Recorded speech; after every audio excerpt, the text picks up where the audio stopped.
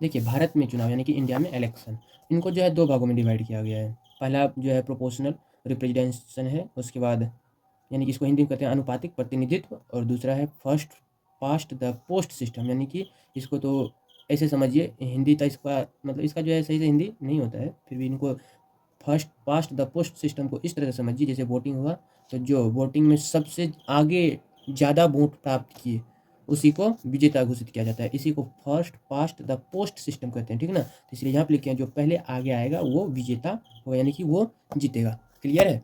अब तो देखिए यहाँ पे प्रोपोर्शनल रिप्रेजेंटेशन का अर्थ होता है अनुपातिक प्रतिनिधित्व, यानी कि यहाँ पे जो है एकल स्थानांतरित मत होता है, यानी कि सिंगल ट्रांसप्रेशन वोट, यानी कि इसमें जो है तकनीकी का उपयोग होता है, यानी कि तकनीकी का उपयोग होता है किसमें, तो एकल स्थानांतरित मत में। और ये वाला जो है, ये वाला अनुपातिक प्रतिनिधित्व जो है, ये चुनाव इनडायरेक्ट होते हैं, यानी कि अप्रत्यक्ष रूप से चुनाव होते हैं। इसमें जनता का कोई योगदान नहीं रहते हैं। इसमें जो है जनता के द्वारा जो प्रतिनिधि चुने जाते हैं, वो प्रतिनिधि का योगदान रहते हैं ई चुनाव में, ठीक ना। तो जैसे ये देखिए कहाँ कहाँ होता है इनडायरेक्ट इलेक्शन जो है, ये राज्यसभा का चुनाव में होते हैं, एमएलए सबका जो चुनाव होते हैं, ठीक है। उसके बाद राज्य विधान परिषद के चुनाव में होते हैं, राष्ट्रपति के चुनाव में भी ये इनडायरेक्ट इलेक्शन लागू होता है, ठीक ना। अप्रत्यक्ष रूप से जो चुनाव है वो राष्ट्रपति में भी अप्रत्यक्ष रूप से चुनाव होता है, और उपराष्ट्रपति का भी चुनाव अप्रत्यक्ष रूप से किया जाता है। अब देखिए यहाँ first pass the post system में ये जो है प्रत्यक्ष चुनाव है, यानी कि इसमें जनता जनता जो है डायरेक्ट खुद वोटिंग करेंगे और अपना सदस्य को चुनेंगे इसमें,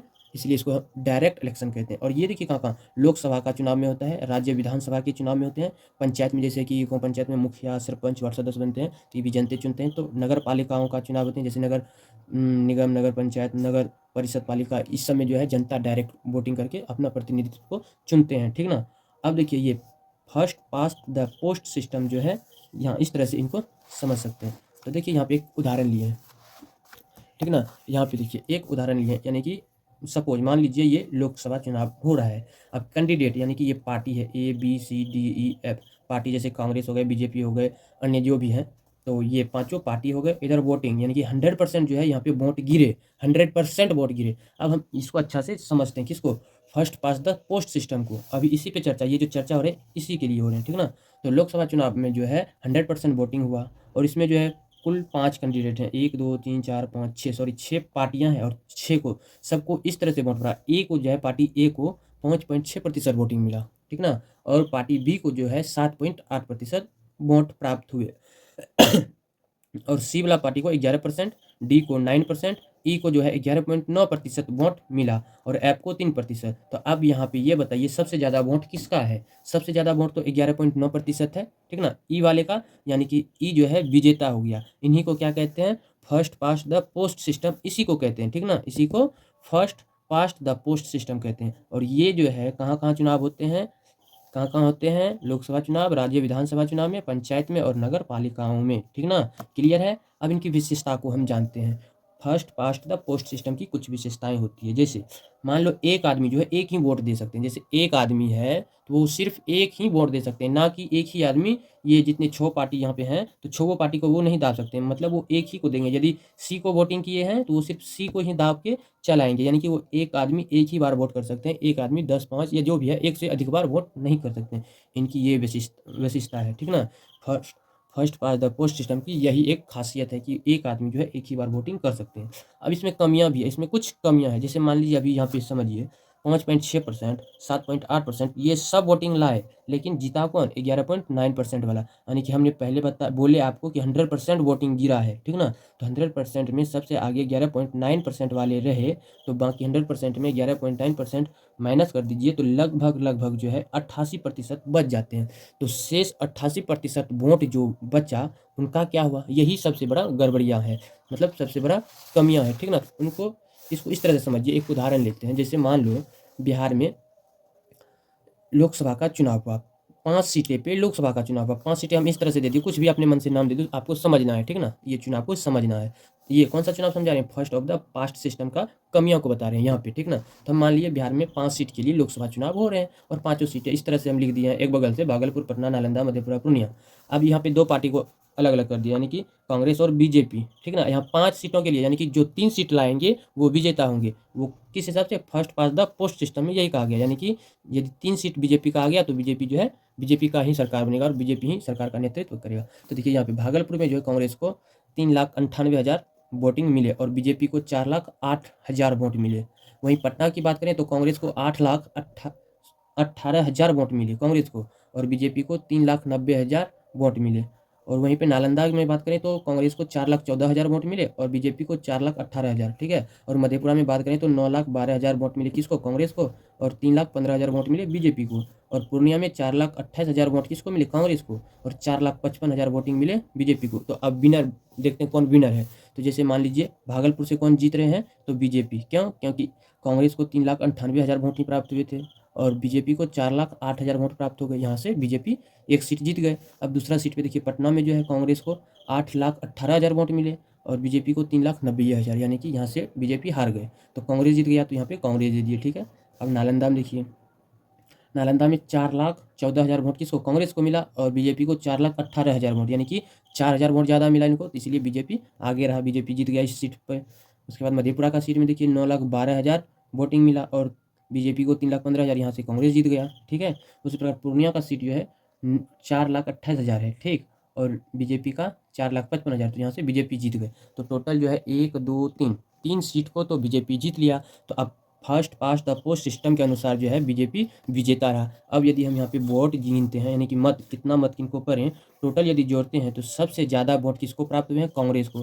कांग्रेस को कितना प्राप्त हुए हैं, तो देखिए 29,70,000 वोट टोटल मिला कांग्रेस को, ठीक ना। तो फिर भी हार कौन गए, कांग्रेस। क्यों, क्योंकि 3 जगह पे सीट जो है इनका बीजेपी का हुआ, इसलिए तीनों जगह पे सीट बीजेपी का हुआ, तो first past the post system के हिसाब से बीजेपी का सरकार बनेगा। लेकिन सबसे ज़्यादा वोट किसका है, कांग्रेस का। बीजेपी का टोटल वोट जोड़े तो 19,86,000 ही वोट होते हैं, लगभग लगभग 9,84,000 ज़्यादा वोट हैं कांग्रेस का, फिर भी हार गए। यही है सबसे बड़ी कमियां किसका, past first past the post system का। तो आप लोग समझ गए होंगे कमियां। उसी प्रकार आप मान लीजिए यहाँ अब बात करते हैं कि लोकसभा कितने सीटें पे लड़ते हैं। मान लीजिए एक जैसे सीट हुआ तो एक सीट पे एक सांसद लड़ेंगे, एक विधायक का, ठीक ना। तो एक विधायक का यानी 5 लोकसभा में, एक उदाहरण के तौर पे यहाँ समझा रहे हैं, ठीक ना।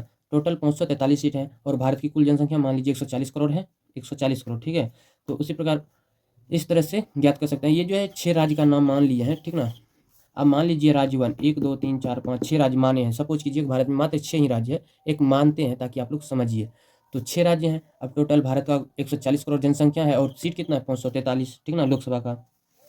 अब बताइए यदि राज्य 1 है तो इसमें 1,80,00,000 है, तो कितना संसद होंगे यहाँ पे, 6। कैसे होंगे, आप मान लीजिए 140 में कितना सीट है, 543, तो 140/543 कर दीजिए। शेष जो आएंगे लगभग 2.57 लाख आते हैं, यानी कि 2.57 लाख आदमी पे एक संसद चुनाव लड़ते हैं। तो लगभग लगभग 30 लाख पर जो है रखते हैं, पूरा एवरेजिंग करके 30 लाख पे एक संसद चुनाव लड़ सकते हैं। तो यहाँ पे यदि जनसंख्या 1,80,00,000 है तो यहाँ पे संसदों की संख्या कितने होंगे, तो 30 से भागा दे दीजिए, यानी कि 6 संसद। क्लियर है। अब मान लीजिए दूसरा राज्य है जहाँ पे कि पूरी जनसंख्या उस राज्य का 2,10,00,000 है, तो वहाँ पे कितने जनसंख्या होंगे बताइए, कितने, सॉरी, इतना जनसंख्या कितना संसद लड़ेंगे, तो 2,70,00,000 में भागा 30 से दे दीजिए, तो टोटल निकलेंगे 7, यानी कि 7 संसद वहाँ पे होंगे। इसी तरह से हम संसद को ज्ञात कर लेते हैं, ठीक है, यानी कि याद कर लेते हैं। तो यहाँ पर भी साइड में लिख दिए हैं 140 करोड़ बटे 543 से भाग लगाएं, इतना निकले, तो लगभग लगभग रखा है एवरेज में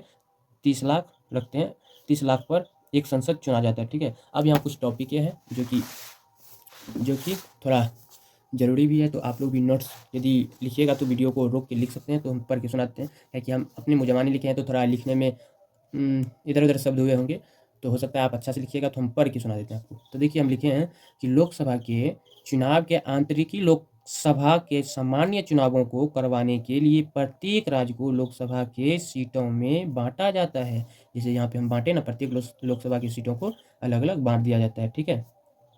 इस संबंध में संविधान 2 प्रावधान करते हैं और इस संबंध में जो है संविधान 2 तरह के प्रावधान देते हैं। पहला प्रावधान है कि राज्य की लोकसभा की सीटों को इस प्रकार बांटा जाता है कि सभी राज्यों में जनसंख्या और सीटों का अनुपात एक समान हो। जैसे यहाँ पे अभी आप लोगों को समझा है कि जैसे 140 करोड़ देश में जनसंख्या है 140 करोड़ जनसंख्या है पूरे भारत में, तो टोटल 543 सीटें हैं। तो इसमें भाग दे करके एक सीट पे जितना जनसंख्या बैठते हैं उसी के अनुकूल सभी को कर दिया जाता है। अब ऐसे नहीं कर सकते, मान लीजिए जैसे भागलपुर का जो संसद जीते, जो संसद लड़के आए वो लगभग 30 लाख जनसंख्या से ज़्यादा 50 लाख से नहीं जीत के आए हैं, वो भी जो एक संसद जीत के आ रहे हैं वो भी 30 लाख जनसंख्या से वोटिंग प्राप्त करके अपना विजेता हासिल करके आए हैं। अगला संसद जो है वो भी उतना ही जनसंख्या के बीच अपना चुनाव लड़े और जीत करके यहाँ आए हैं, यानी कि सभी को समान कर दिए हैं, ठीक ना। और दूसरा जो है लोकसभा के चुनाव के लिए प्रत्येक जनगणना के बाद लोकसभा की सीटों का पुनर्आवंटन होगा, यानी कि जब लोकसभा का चुनाव हो जाएगा तो जब जनगणना होंगे तो वहाँ का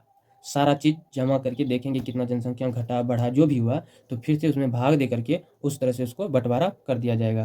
तो ये अनुच्छेद कितना में है, तो 82 में, ठीक है। इसी के अनुसार जो है संसद ने परिसीमन इसी के अनुसार जो है संसद ने परिसीमन आयोग अधिनियम 1952 और 1962 और 1972 को 2002 पारित किया था, ठीक ना।